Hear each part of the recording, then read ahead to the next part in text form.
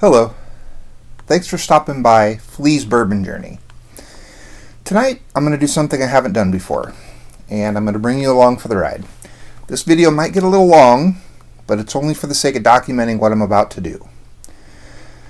There's a thing in the bourbon world known as an infinity bottle. And what an infinity bottle represents is when somebody chooses to take products that they have, whether it's small pours from people they've been given, or bottles that they have, or a combination, but they mix them together in a bottle. And they can be from the same manufacturer or different manufacturers. There's a whole bunch of different ways to do this, but essentially an infinity bottle is the way to custom blend something yourself that doesn't exist. And that's what you're about to witness tonight, okay? What I'm going to do first is I'm going to run down for you what I have in front of me, because I realize from where you're looking, all of these look the same, except this one, because it's bigger. And while all of these bottles in front of me, 1, 2, 3, 4, 5, 6, 7, 8, 9, 10 different bottles, 11 counting this one, while all of them have the name Elijah Craig on their label, no two bottles on this table are exactly the same. Here's why. These three in front that I have my hands on right now are all Elijah Craig barrel proof release bottles. Okay, these come out typically in January, May, and September each year. They're referred to by their batch number, A, B, or C, followed by the month and year that they were bottled. For example, here I have the B, which is the second batch, 521, which was bottled in May of 2021. This is 118.2 proof. Next to it, I have the C, 921. This was bottled as the third batch in September of 2021.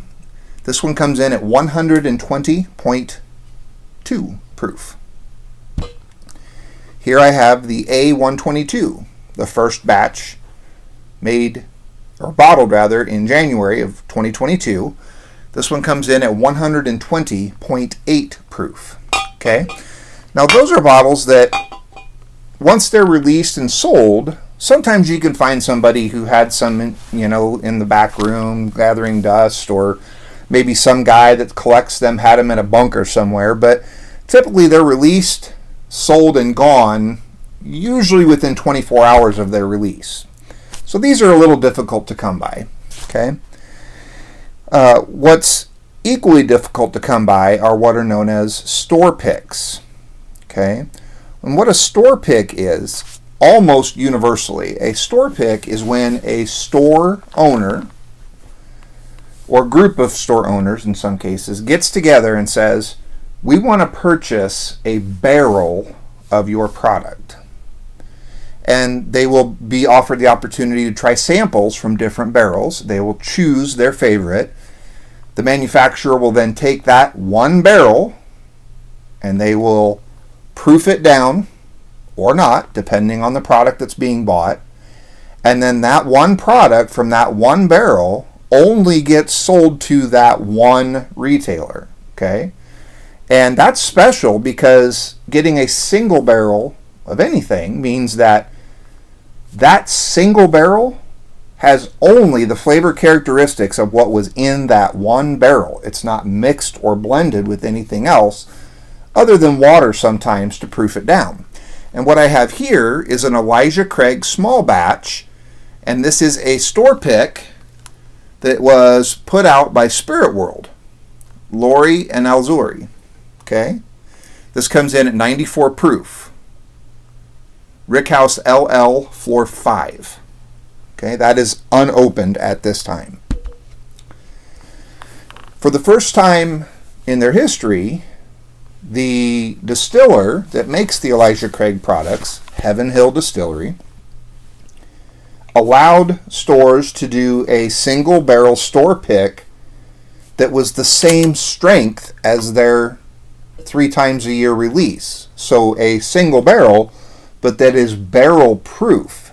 They haven't changed what came out of the barrel as far as the alcohol by volume or the proof of it is exactly as it came out of the barrel. So you can think of this more like barrel, into the bin, into the bottle, corked. Okay? Unadulterated otherwise. And what I have here in front of me are 6 different variations of store pick, single barrel, barrel proof Elijah Craig. Okay? It's the first year that Heaven Hill Distillery has offered this. The first one I'll show you is the Lori and Alzuri Volume 2 Spirit World, which is barrel number 6505495. This is 8 years old, and it is bottled at 132.3 proof, unopened. Here I have the Winter 2022 selection, which I picked up at Sam's Club on 130th and L Street. This is barrel number 6262680.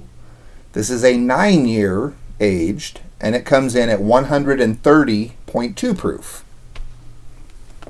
Here I have the Copacabana Cocktail and Cigar release. This is barrel serial number 6238437. And this is a 9-year aged, comes in at 128.5 proof, unopened.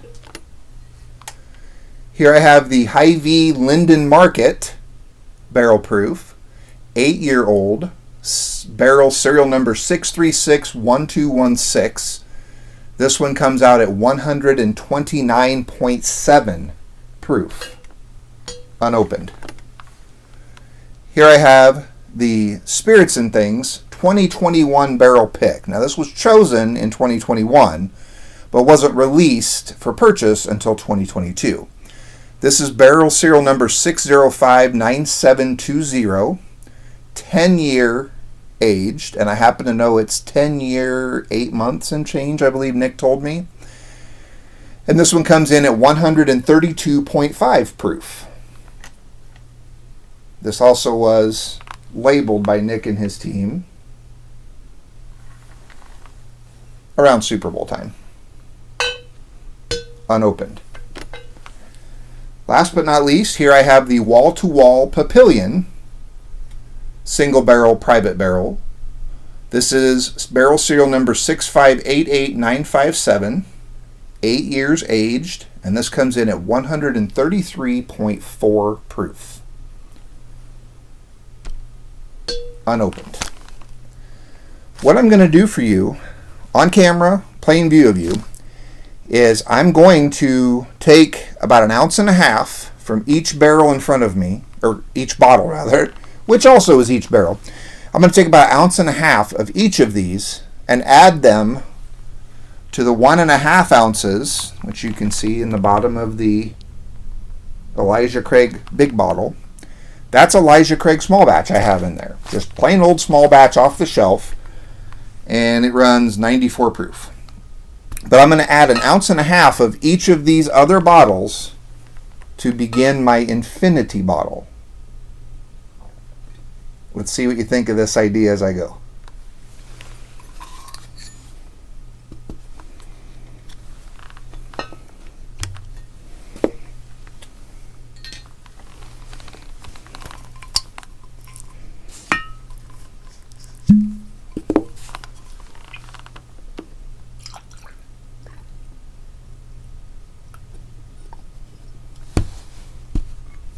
And I am using my jigger to measure that 1.5 ounces for you.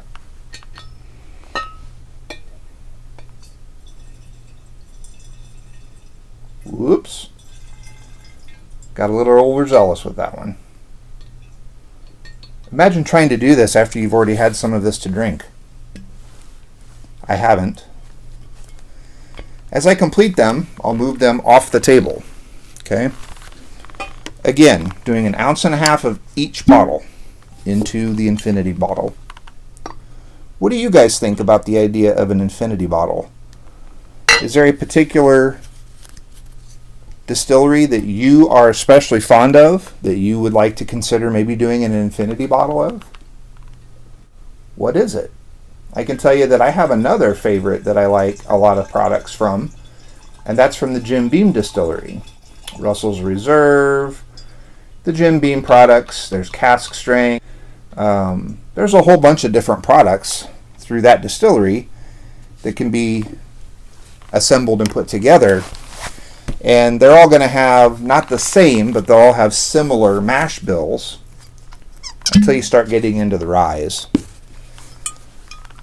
Beam has their standard black. They have Beam Black Label. Okay, they have Beam Extra Aged. So that's it for the 3 barrel proof release bottles. Now we're going to have to do fresh cracks on the remaining 1, 2, 3, 4, 5, 6, 7 of these are going to be fresh cracks, and the very first pour of 1.5 ounces is going into the infinity bottle. I'm going to do a little editing here and there just to cut out the boring part of unwrapping each top.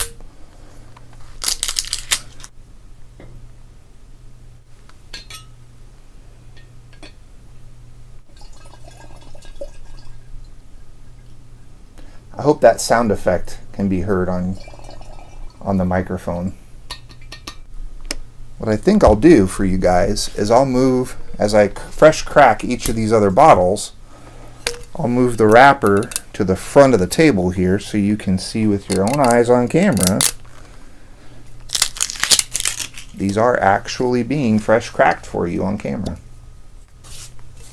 Not that you would doubt me. I would hope by now you wouldn't.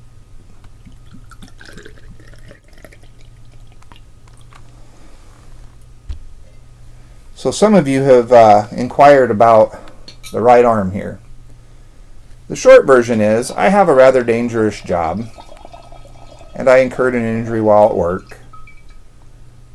One of our wonderful, what would you call them without being too specific, one of our wonderful residents of the place I'm employed decided he was going to have an incident, and in the process of trying to assist him through his medical incident, while I was bearing his weight, he twisted my right arm while it was under load of his body weight, helping him, and he tore my bicep tendon off of my radius bone. So I get to have surgery coming up on Monday to go in and implant to the bone an artificial hook made of metal, and then the uncomplicated, unmedical explanation is they will then stretch the now torn tendon, which is pooled up inside of my bicep somewhere. They will pull that back down to the hook that will be screwed to my bone. They will reattach it to the bone via this fake hook that they're going to install. After it's been reinstalled, they do some fancy surgeon's stuff to make sure it doesn't come off of the hook, and to make sure that the tendon doesn't split past the hook and come off of the hook. And then physical therapy to rehabilitate from the injury. The two ends of the tendon will never see each other again as they were born in my body. They are forever apart from each other. No divorce decree necessary. One and done. But anyway, so that's the reason that the arm's in a sling. The next time you see me in a video, I will be both post-operative and hopefully recovering as much as possible. We'll see. I don't have high hopes to ever be like I was. I have hopes of getting as recovered as I can. As it stands right now, I'm in pain some of the time, mostly when I'm trying to sleep. If I leave my arm in the sling and at a 90-degree angle, is the most comfortable position. I still have grip strength. I could still use my hand in this position, but I try to use it as little as possible because it gets uncomfortable if it gets moved wrong. And it gets more painful overnight when I'm trying to sleep if I've moved it wrong during the day before I'm trying to sleep. Alright guys, so we're progressing pretty quickly here. We've got 2 bottles left to add to our infinity bottle. And again, these last 7 bottles were all fresh crack. The Spirit World small batch 94 proof, and then of course the 6 single barrel proofs that were all store picks from this year. Had never been opened. Have never been tried by me. Now, I know what I've been hearing from other people in my groups as to what their opinions are of these individually, how they compare with each other. I've even heard suggested that maybe we could do a side-by-side. Take the 6 of them and line up a little sample taste in 6 different glasses. See what we think of comparing them. But the beauty of single barrel is that no 2 barrels are going to taste exactly the same. The way that they make most small batch whiskeys, and by the way, you can look a lot of this up for yourself. Small batch is a relative term. To a small mom and pop place, small batch might mean 10 barrels. To a place like Jack Daniel's or Jim Beam, small batch might mean 300 barrels. So small batch is a relative term. But when you make small batch, you're blending all kinds of different barrels together, and then you're proofing it to the final proof of the product you're putting on the shelf. Like Elijah Craig small batch gets proofed to 94 proof. So you're not just mixing the barrels or not just proofing, you're doing both. And you're going to blend flavors that way. Some of the more subtle flavor characteristics of an individual barrel get overshadowed or blended with the others, and to the end get lost. And only the dominant flavors that primarily exist in all of the bottles of the batch will be what shines through. Now, you can use any size bottle you want for your infinity bottle. I chose the 1.75 because I had several different bottles to start with to add to it from Heaven Hill. Now, by no means am I restricted to keeping it just Elijah Craig products in this infinity bottle. I'm not. And you might wonder, well, what if you confuse that with your other Elijah Craig products? Well, a couple of things. Number one, I don't own another 1.75 liter bottle of an Elijah Craig product. This is the only handle bottle of Elijah Craig that I owned. And as you can see, with 1.5 ounces of the bottles that I had, we're getting a pretty good blend going on. So now, we do what the Army taught me to do. Hurry up and wait. Guys, thanks for stopping by Flea's Bourbon Journey. I hope you're enjoying your bourbon journey. If you like this video, don't forget to hit like. You know someone else who'd like it? Share it. And don't forget to subscribe, because who knows what I'm going to do next. I bet you didn't see this coming. Quite frankly, I wasn't entirely convinced I would open that many bottles all on the same night, but you only go around once, right? Again, thanks for stopping by Flea's Bourbon Journey. Stay safe.